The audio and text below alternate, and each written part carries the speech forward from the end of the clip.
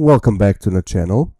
I'm going to prepare a set of videos where I'm going to open lots of contents for Star Wars Imperial Assault, starting with base game here, then the 3 big box expansions, then the 3 small box expansions, as well as the smaller expansions for all the content that you see here on the video.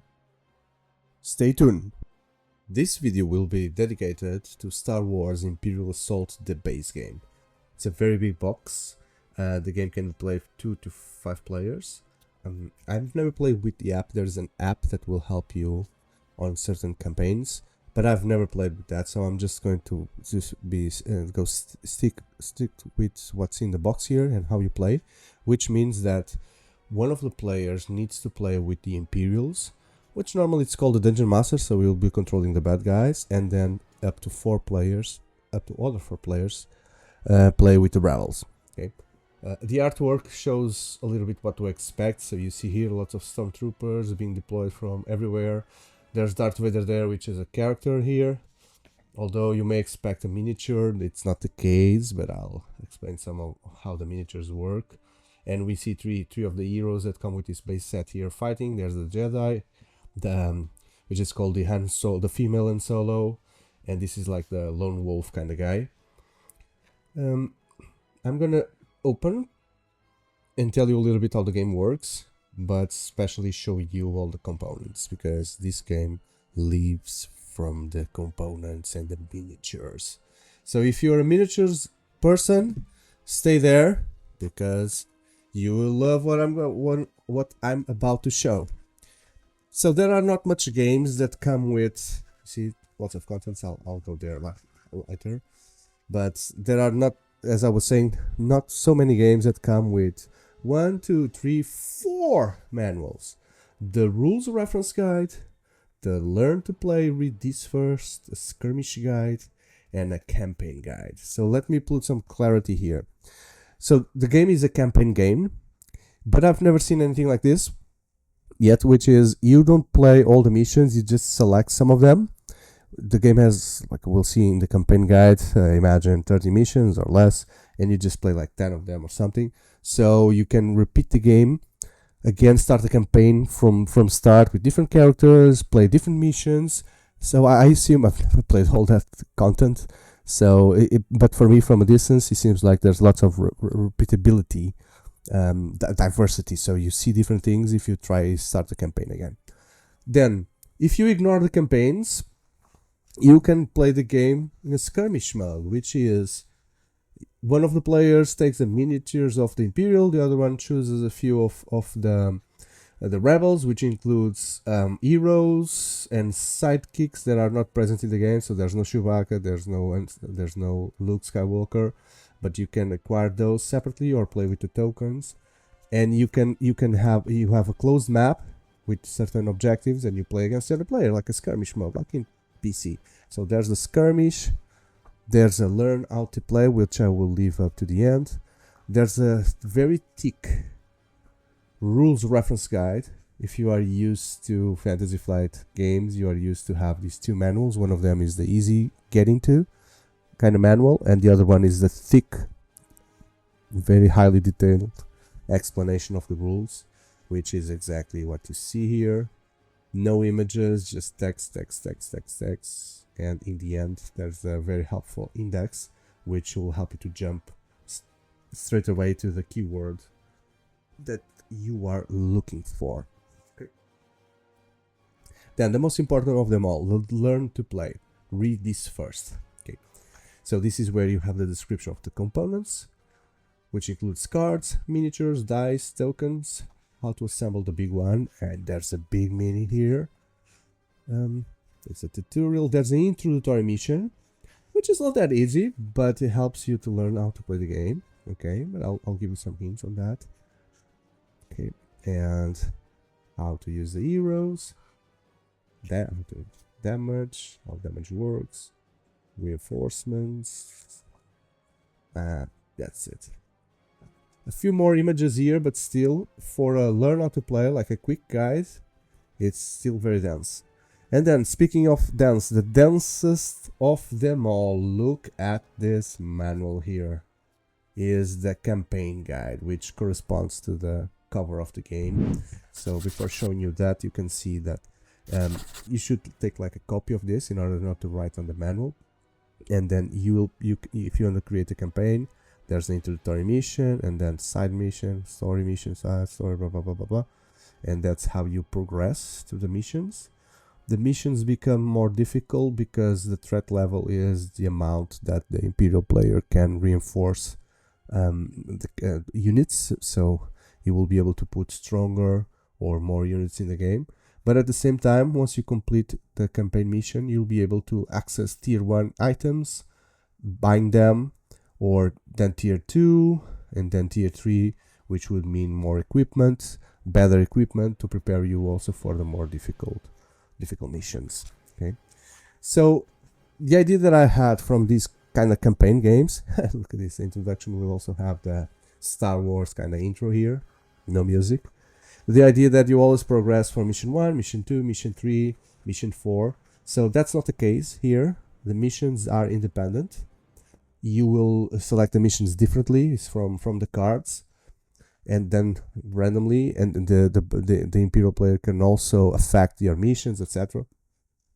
There are some side missions will allow you to have specific items for the characters. So for example, the Burst Fire will give us the Veteran Prowess reward card, which is a card used for a specific character. Yeah, you see, there's no numbers on the missions, just a name for you to look it up when you need to go on that mission. And I'm just going to give you an overview. You have the setup, you have how the mission works. There's also some triggers in the missions that are explained here. So imagine on round 2 something happens, everything is explained. What's up? If you open a certain door, something happens, and everything is explained.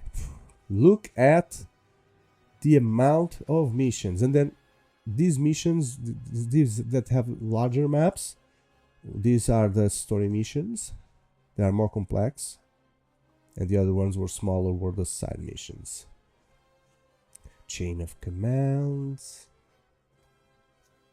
the source, the last stand. Would this be the most difficult one? The last? No, there's something else here. Desperate hour. Okay. Wait. So I give you an idea on what you have there in terms of missions. I guess now it would be a good time for me to show you the characters. Okay. And let me just prepare everything here, because I already opened this game and I have some box to help me secure the characters. But I've, as you can see in some other video in the channel, I've acquired a big Felder storage solution, so I'm going to migrate everything after this video to that big box, but they're still in takeaway boxes. So this would be the characters, the player characters included in the base game. Okay, the way you see this, and let me show you a cool one, like Garkan here. Garkan, so he's a kind of Wookiee, fierce warrior. You have his health, you have the endurance, speed, the defense die. Okay, and then you have some abilities here, and you also have a weapon card that give you more abilities. Okay, so the health is simple to understand. You'll be taking damage from the enemies. Once you get to 14 damage, what happens is he becomes wounded and you need to flip, and if that happens, you lose one of the abilities. See, only one. You lose endurance, you lose speed, but you have 14 health again. If you lose the 14 again, then you're out of the game, of that campaign, right? So be careful with that. Basically, you have 28 of life. You can heal yourself in a certain way. What is endurance? So endurance is like stamina in other games.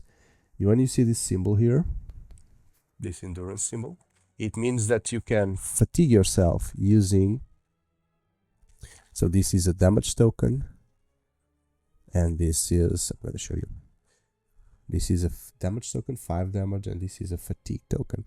Okay, So in this example, I could use this ability and fatigue twice to do the ability.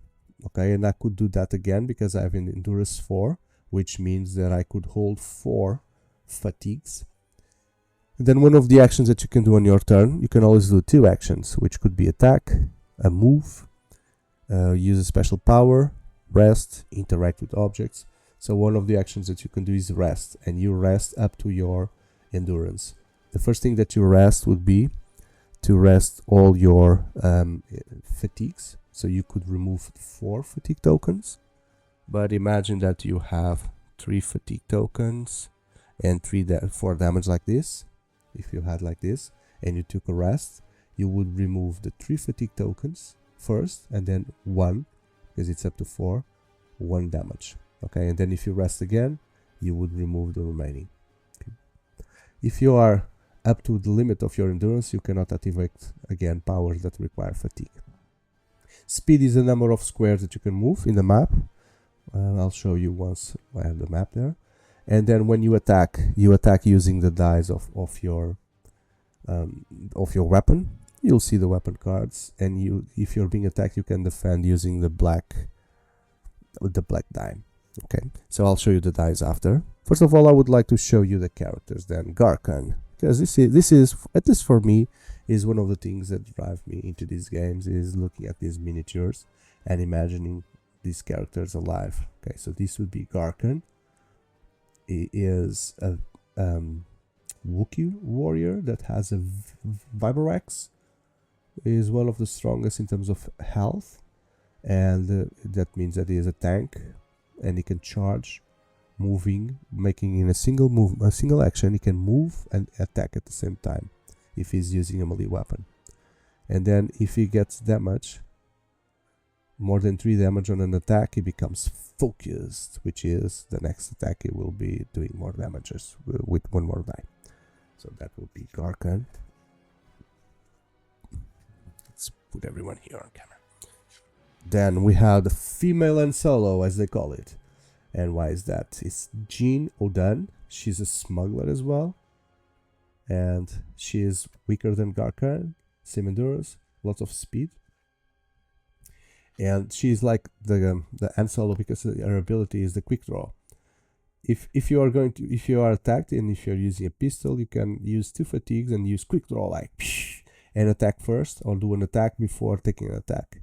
And she's also opportunist that when you resolve an attack, if the target suffer 1 damage, you can move 1 or more. You can move 1 space, so you can hide yourself or move away from a melee fighter. If you do damage after your attack. Then with this guy here, he is Pen Cygnus, the hardened veteran. Okay, with this guy here, let's look at him. This mini.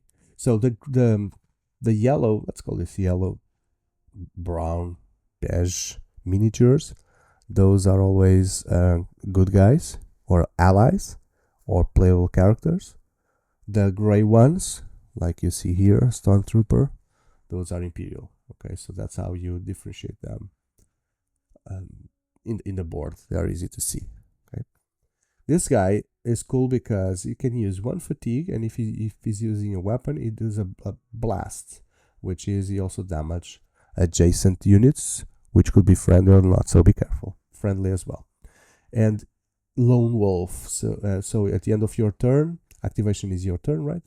If you have no friendly units adjacent, you recover 1 fatigue, which could be the one that you use there. Okay, so this guy could be constantly doing blasts and area damage from a distance, being alone to recover that. Then we have something that looks like a Jedi. Although she doesn't start with a lightsaber, is Diala Pasil, Haunted Exile. That's a very long lightsaber that she has. And she has the 2 fatigues. If he's using a melee weapon, you can remove 1 of the defense dice that your defender is using. So you can remove the armors, etc. the blocks and give full damage. And she also has foresight as a Jedi, which she can reroll defense dice, their own defense dice. Then there's a sniper here, the bold renegade Mak Eshkaray. He has a very long machine gun with a scope, so it looks like a sniper as well. He can ambush. He uses 1 fatigue. Use when you declare target a figure that does not have line of sight to you. Use when you declare an attack targeting a figure that does not have line of sight to you. Okay, if it doesn't have line of sight, but you have. Okay, so you must be hidden or behind a wall or something. Okay, the attack gains Pierce 2. It means that it will ignore 2 armors, and then he has covert. So this is really a sniper. Hostile figures 4 or more spaces away from you do not have line of sight to you. You do not block line of sight for those figures. Okay, you just go into hiding. Very, very stealthy character. And the last one that comes in the base game is Gideus Argus, a commander. He is a commander. So he has a pistol there. And so he can fatigue twice, choose another friendly figure within 3 spaces away. That figure may interrupt to either perform 1 move or 1 attack. Okay, so he commands. Instead of playing himself, he makes another one playing. Could be strategic. And then he has a disabling shot. While attacking with a gun, you gain stun. Okay, so that's an ability that you can activate with the dice. This guy is a stunner. The stunner. To explain how the weapons and attacks work, I'm using an example here. So this is a base weapon from Diala, the Jedi. So she starts the game with a staff, and the staff will allow her to attack with a green and a yellow die. Okay, so what does this mean is, I'll show you the dice here. Let me just open everything.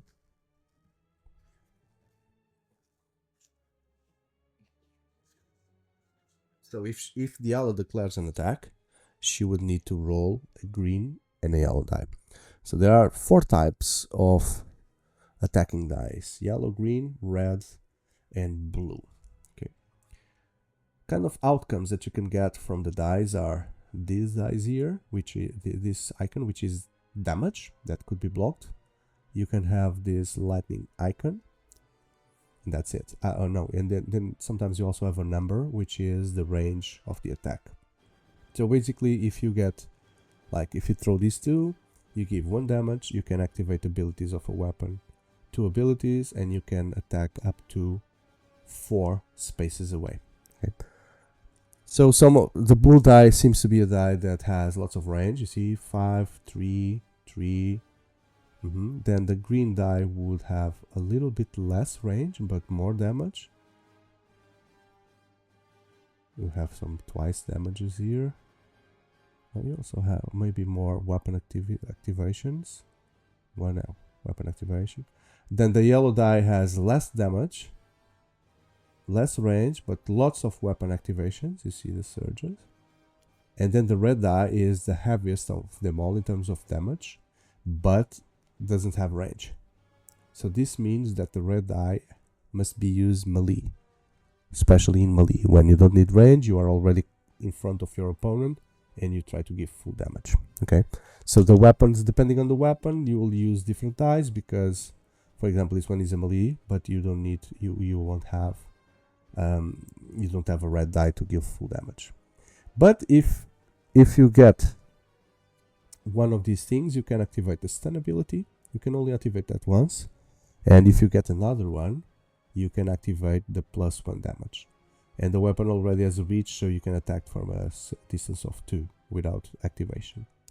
That's how it works. And then if you look to here to the Vibroax from Arkan, he is more damage dealing because he has a red die, and he can activate from the yellow die. He can activate Pierce 1, ignoring 1 armor, and he can cleave 1, which is do the damage to an adjacent unit instead of the unit in front of you. Okay, so it's good to give final hits to other people. So I'll show you the cards after. Then when the characters will have defending dice. See, this one defends with a black die. This one defends with a white die. What is the difference? So the black die is just armor. And no, it's not just armor. Sorry, it has here something else. So it ignores 1 armor, or it can ignore 2 armor, or can ignore 3 armor. 3 damage, sorry, not armor. It's 3 armors to ignore 3 damage. And this means this will ignore 1 weapon activation. So if I get this on defending, the attacker won't be able to use at least 1 of those surges.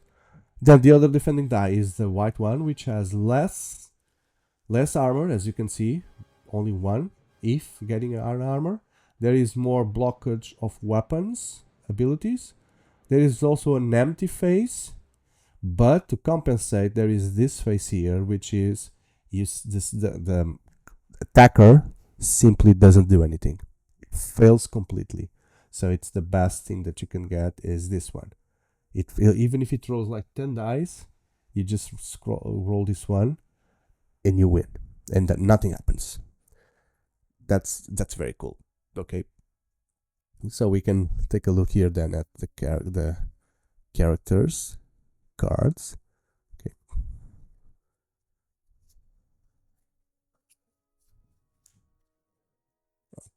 so when you, depending on how the mission ends, you could lose as an Imperial or win as an Imperial, or the same thing with the rebels, and you will earn certain experience and money which you can use to move forward in the game, and experience you will be used to buy upgrade cards. So this is the upgrade cards of the Lone Wolf. The cost of the upgrade is here, so 1 experience, 2 experience, 3 experience, 4 experience, 4 experience, etc. And that's the base weapon from him. Okay, so he can, if you spend 1 experience, then you can have for the future the tactical movement. I won't read all of them, just to give you an example. So you can exhaust this card at the start of your activation, choose yourself or a friendly figure within 3 spaces. The figure gains 2 movement points. So you can move faster, you can take cover, you can have an adrenaline rush, you can become the weapons expert. So you gain another ability that you can use your fatigue instead of the base ones. Use while attacking to gain Pierce 1 and apply 2 accuracy. Accuracy is to hit further away to the attack result. Suppressive Fire, the Trench Fighter, Superior Positioning, and the Rebel Elite. Oh, you get 3 more health and 1 more endurance. When you use Havoc Shot, what is Havoc Shot? Havoc Shot. Havoc Shot. Maybe it's the base ability, and let's just go. Yeah, it is. So yeah, if you use Havoc Shot, it applies Blast 2 instead of Blast 1. Wow, powerful. Yes. Who's next? It's female and solo with her vintage blaster. She has a smuggler's luck, quick as a whip, cheap shot, roll with it, the gunslinger, get cocky, the trick shot, and sidewinder. So cool. I'm gonna put it here on this side.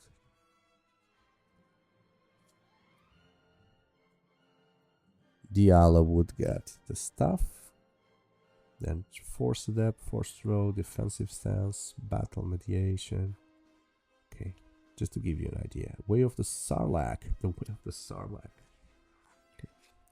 And then you also have a deck for the Hookie, for the General, and for all the other player that you can use and evolve throughout the game. Let me show you now what you can find or fight against. And this may affect your purchasing decisions. Some of the troops, like for example the rebel troops, they don't have a miniature in the base game. They come with these tokens that you'll place on the map. So some figures will have a miniature, some of them will have tokens representing them. It's very strange. It's very strange. But I guess this is just a money grab from Fantasy Flight, because as an expansion, you can buy the Rebel Troopers, and it will give you the miniatures for the Rebel Troopers, as well as some cards, etc. We'll open that in another video. Okay, so later on, one day in the game, you'll be able to have, if you have all this content, you can have rebel troopers on the map with miniatures, but with the base game, some of the things you'll find will be just these ugly things. Okay, so I'm going to show you all the cards, and the ones that have miniatures, I'll show you the miniatures. Okay, so this means that when you deploy a rebel trooper, you deploy 3 of them. Yeah, that's why they are sold as 3.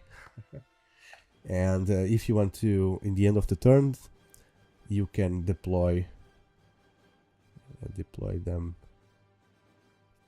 You can pay this cost and just reinforce the characters.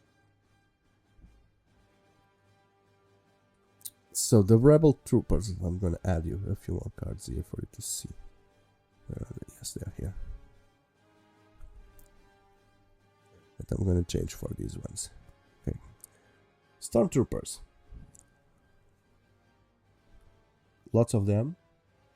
Stormtroopers, very basic unit here. This is a special stormtrooper because they are stronger than the base ones, but the miniature is the same. Because it's this normal stormtrooper, and then let me try to find, where did I put my, there it is, the normal stormtrooper. Okay, so these units, the card itself has their health, which is 3 or 5, their speed, the defense die they use, and when they attack, the kind of dice they use. Okay, and then when you roll this, if you need to use the lightning icon, you can spend 1 to give 1 more damage, more accuracy, 2 damage, 3 accuracy, and they have these abilities. So the evolved version is stronger, but there you go. It's these guys, the stormtroopers, which are very good minis. The stormtroopers here, they look cool. Okay, then where did I put the cards here? Then you also have the Imperial Officer. There are cards that are repeated because you may have different squadrons. So you may have 3 Stormtrooper squadron. You may have 3 Imperial Officer. The Imperial Officer is... Give me an Imperial Officer. Where is... There it is, the Imperial Officer. So this guy comes alone. There's no squad. But you can give orders to other creatures, to other units. He has a very strategic die there, but he also has 3 kind of activations, which you can focus, accuracy, give straight away more damage. Okay, very dangerous guys, very dangerous people. Then there's the Royal Guards, the Royal Guards that protect the Emperor. These red guys, so they are melee fighters, as you can see. They use these staffs to give damage, and they can stun, they pierce, they have reach. So woohoo! Wow, 10 health, 8 of health. Be careful with these guys. Be careful with these guys. Then there's the droids, the probe droid. Where are the probe droids? Let me find one. There is one here. Yeah, there's a probe droid here. Remember when Luke Skywalker was on planet Hoth and the Imperial was searching for him? They sent these droids. So at the time they were very weak, but here in the game they can still punch a kick because they attack with 3 dice. They're very strategic. Okay, they have a mobile ability as well, and then if you want they can self-destruct and do some area damage. Be careful. There's the engineer, the EWAB engineer, okay, which is a turret that has a problem. If they move, they cannot attack. If they attack, they cannot move, etc. But once they attack very strongly. 3 dice, and they have +3 accuracy, so they can see very far away in the map, and they can also heal themselves.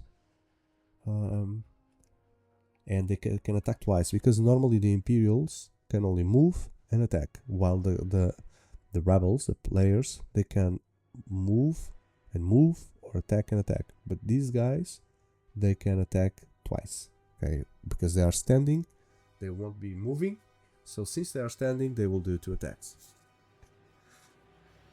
Then I'm gonna bring now the Ex-Libris here. This is the AT-ST, the most destructive unit here. 3 dice, 15 of health, defends with 2 dice. Cannot attack adjacent figures. Okay, that's cool. Cannot attack adjacent here, but it has a baseline accuracy 3.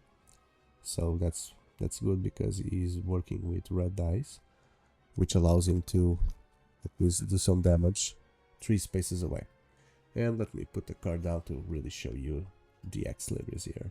So this is the selling point here of this set. Look at that. You would imagine that the Darth Vader miniature would be what you would find inside. No, you find inside an AT-ST. So just for you to compare sizes, look at the size of the thing here, the guard against the guy. So not sure if this is realistically the scale from the movies, but it's really impressive. It moves a little bit, so you can just moves this 1 degree. But the machine gun here, it can point down and point up.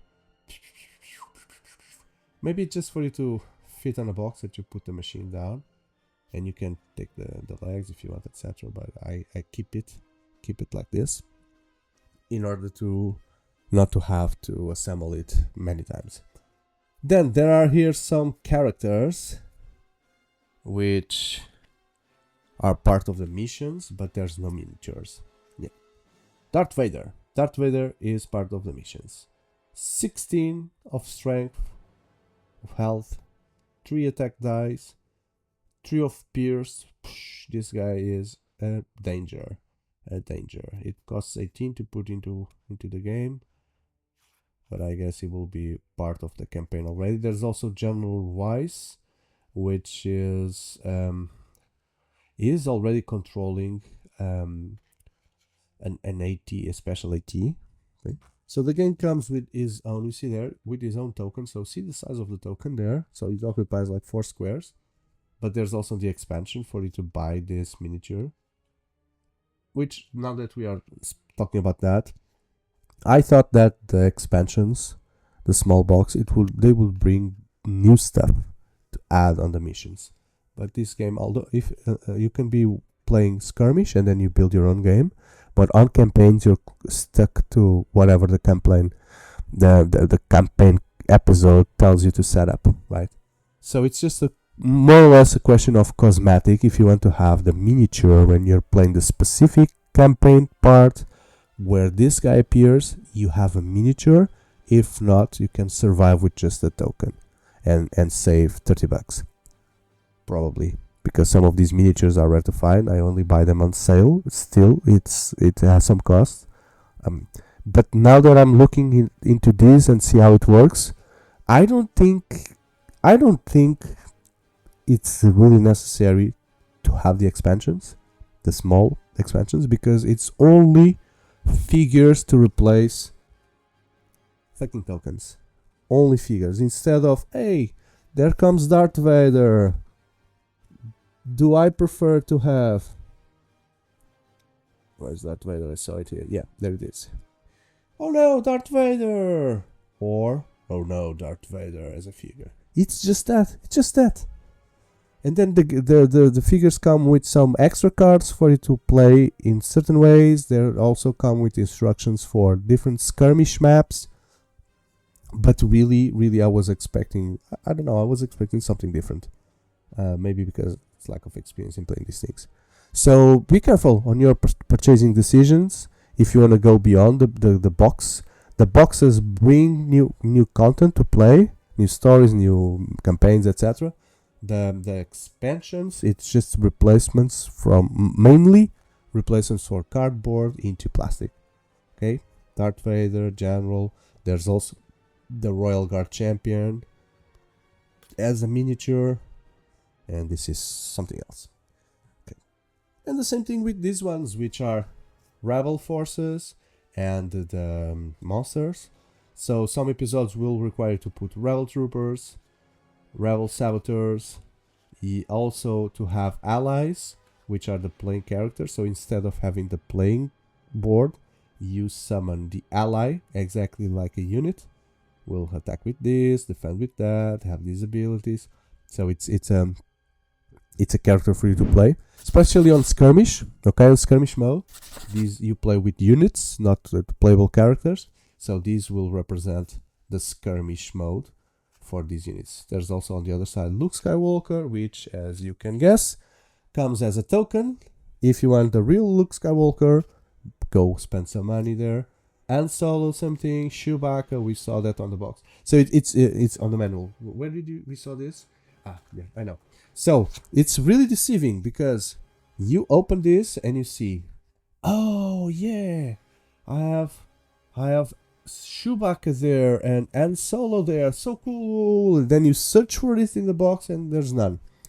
Okay, there's only a card. There's a token to represent Chewbacca. Where's the token? There it is. Yeah, I'm just searching it on the side. This is what you have for your skirmishes. If you want a really cool looking Chewbacca, plastic one, go spend $30 or a little bit less. That's it. That's a reality. Okay, so there's some cards as well for skirmish. Some of them are only usable on skirmish mode. Okay, and there's the Nexu.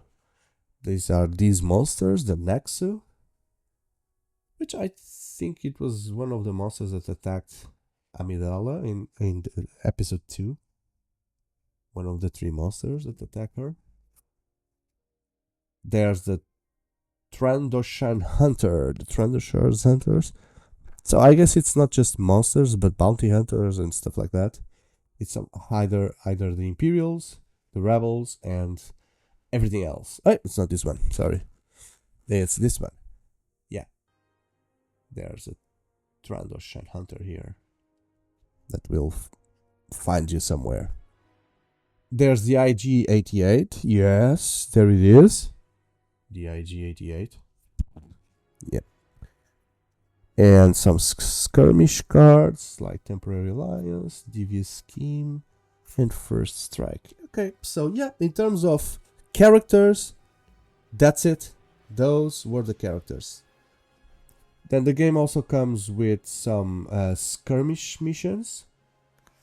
Okay, there's A and B. And some side missions cards. I'm just have everything mixed here, so let me show you everything. So these are the cards that trigger the mission. So for example, this one is a side mission Moon on page 8 of the core game. So if you have everything mixed, and this is Jean Odan. So this is that will give you a specific item for her. This will give a specific item for Fang Signis. This will give like a super item for Garkan. This will give a lightsaber for Diala Pasil. And then there are the story missions. Lots of them. Some other side missions which are like neutral. So you decide more or less, or you can draw randomly.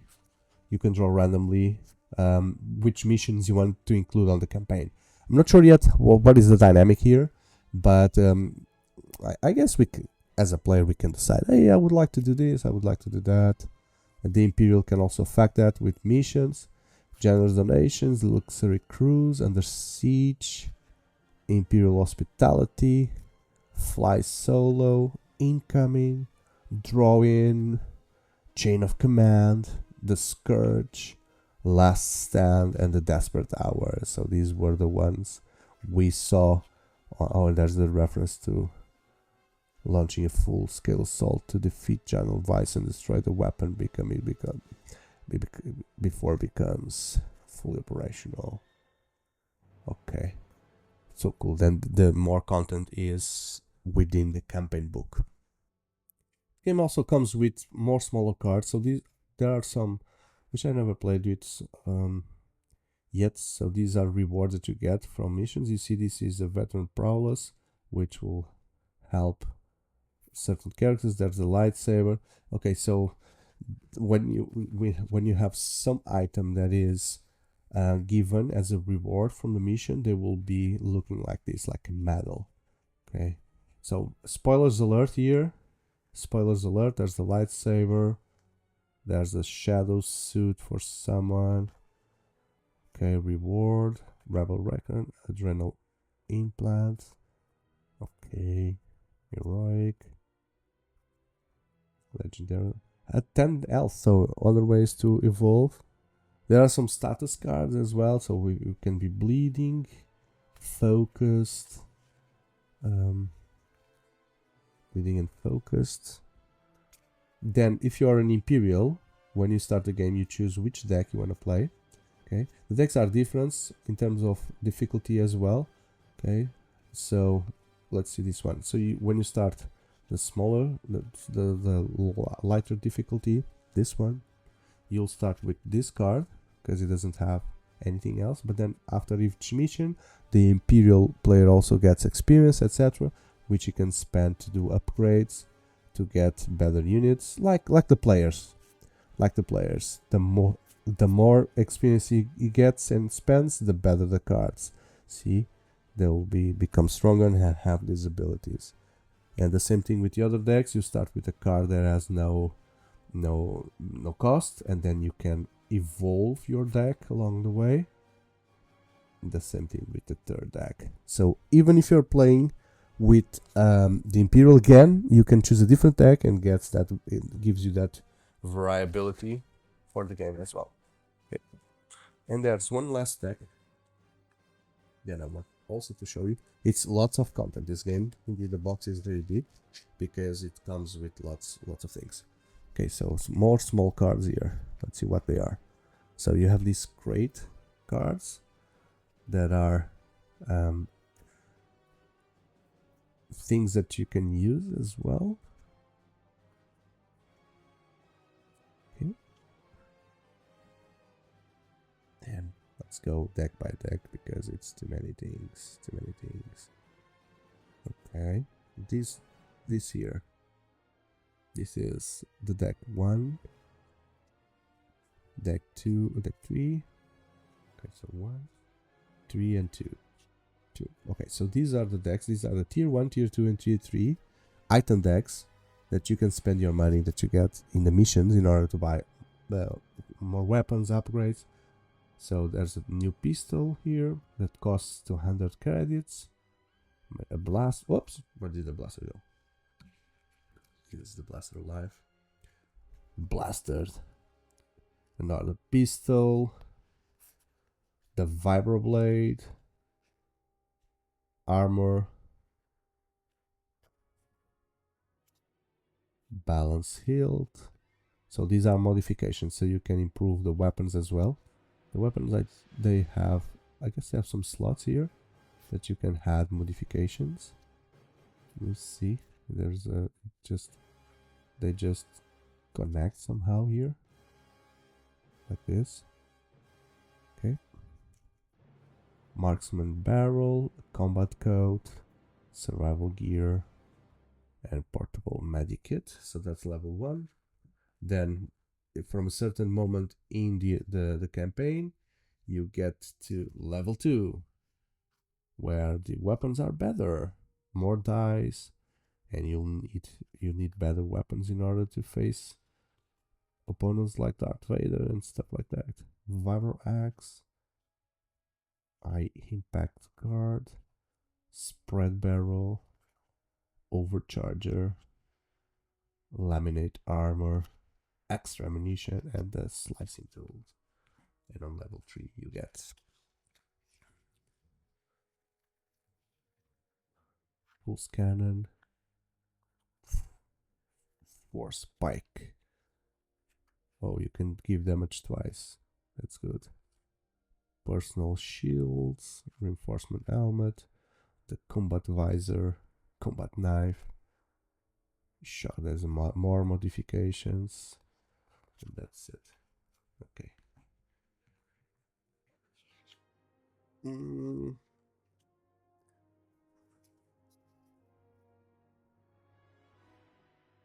There's also more cards here, which will give more abilities. Check, this is for skirmish, celebration.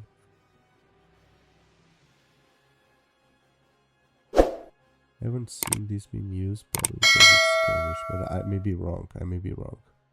Some of them are related with certain characters. No. The last thing and an important thing that I want to show you is some tiles and how the combat works. Because as you have imagined so far, this is a tile game that you've seen on the campaign game. So you set up the tiles according to the mission, and the tiles have they fit by these puzzle matching things. But they also, the maps, they have black lines which are walls, but they also have these red lines which are hidden places or cover places. So in this specific example, they are facing each other. So the way you calculate line of sight on this game is, it's very strange, but once you get it away, it doesn't become difficult. So you need, if you are attacking with this guy, for example, attacking this, you need to choose one of the corners of the square where the character is in. So for example, if I choose this corner, then now if I draw a line from this corner, if I can draw a line from this corner to two of the corners of the defender, then it means that I have line of sight. So for example, if I can draw a line to this corner, and I can draw a line from here to this corner, meaning I can see him and I can hit him if the dice allow. Okay, but imagine now that the guy is here behind this wall. So if he's behind this wall, and I'm going to rotate to be easier to see, and if I'm here, I cannot, from this corner, I cannot target two of the corners of his square. So this character cannot see him. But from this corner, this character can see that corner and can see this corner. So it can be hit by the stormtrooper. Like in the movies, he is hidden there, but then he puts his hands outside the wall and just like and hits from behind the wall. That's how these rules represent. But if I was here from this corner, I could see that corner and I could see the other corner. I could hit him. I would have line of sight. So that's how line of sight works. So if for any chance the Jedi would be here in front, he could attack, because you can attack diagonally as well, not just orthogonally. But this guy would not have line of sight now because the Jedi would be blocking. In terms of movement, you can move diagonally as well. So I could go like here and diagonally move here, okay, and then on the guy. Or I could move between my between my friends, or between enemies. I could move that, but between enemies you would need to spend 2 movements. Okay, so if there were 2 enemies blocking the entrance and you really needed to pass, you could pass through, but you would spend 2 movements instead of 1, so it will limit your movement. But you can always move diagonally, which is, so for example, if you are like moving here, you don't need to go around to go there. You can simply from here diagonally move through there. It's strange, yeah, but there is a space diagonally there that you can pass, so you could pass through diagonally. So this was Star Wars Imperial Assault, the base game. Prepare yourself, because I will now bring all the other content you saw in the introduction and to start everything on the big box that I acquired. So I hope you have enjoyed it. It has been a long video. Don't forget to hit that like button and consider subscribing, especially if you want to be part of this community and be notified for all the future videos that you've seen that will be released. I have lots of board games in the channel, as well as all the major card games. And I'm also launching Table Talks, which is a podcast where I'm interviewing people and we are playing games at the same time, meeting people, what they do in life, apart from board games. Very interesting. Check the channel, and I hope to see you in the next video. Goodbye.